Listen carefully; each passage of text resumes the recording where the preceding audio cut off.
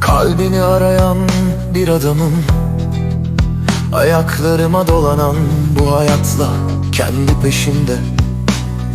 Kayıp şehirler bıraktın bana, kayıp şehirler bıraktın bana. Nasıl varırım yeniden kendime, kendime? Nasıl varırım yeniden kendime, kendime?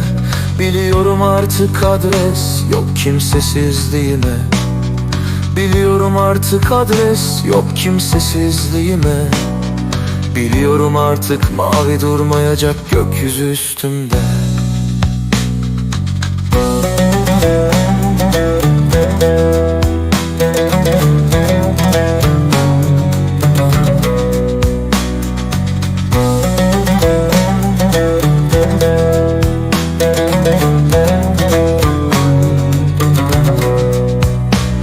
Gülüşünü arayan bir adamım, kaybolan bu yüzümle kilit vurdum dudaklarıma.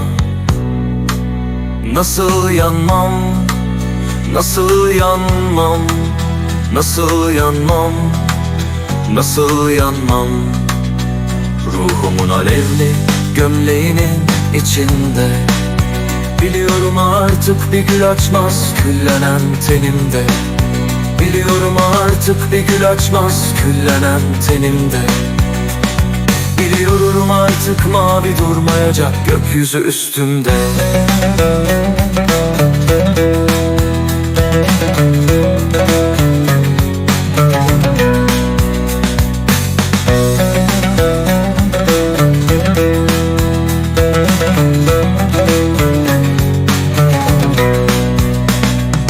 Ömrü kanayan bir adamım, keskin bir bıçak bıraktın avucumda.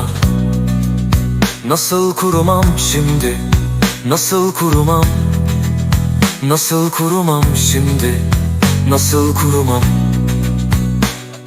Kesik bir ağaç gibi bu şehrin ortasında. Biliyorum artık mavi durmayacak gökyüzü üstümde. Biliyorum artık mavi durmayacak gökyüzü üstümde. Biliyorum artık mavi durmayacak gökyüzü üstümde. Biliyorum artık mavi durmayacak gökyüzü üstümde.